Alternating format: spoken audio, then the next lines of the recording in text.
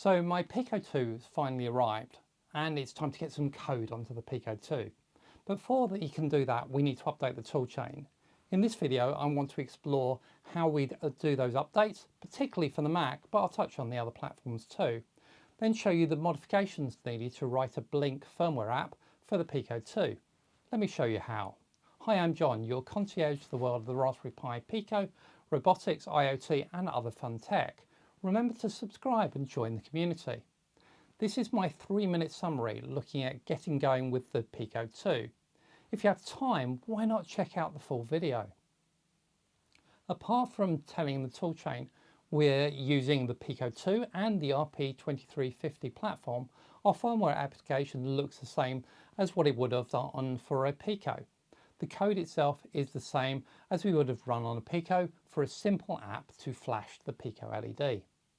But before we can run it, we need to do some tedious updates to the toolchain. For Windows and Raspberry Pi users, that isn't too bad, as it's just reinstalling the toolchain. For Mac and Linux users, it's a bit more involved, as you need to update the SDK itself to version 2.0.0, and also we need to build a new version of OpenOCD. If you are a Mac user like me, this means battling to get OpenOCD to compile. For SDK 2.0.0, this is not a smooth process, I'm afraid. I have though got what I think is the prerequisite sorted, even though the code won't compile due to a very dodgy couple of casts in the new code.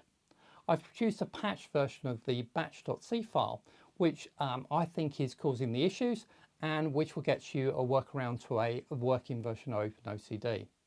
We can now use the rather verbose command line on OpenOCD to flash the code to the Pico 2.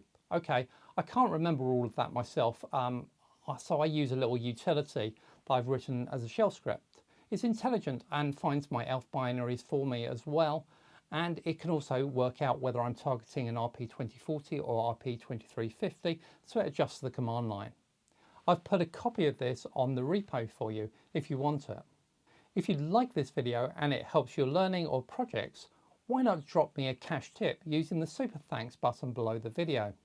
Remember, I'm saving these up to get myself to open source in San Francisco next year, and I'd appreciate your help in getting me there, and I'd of course like to see you there too.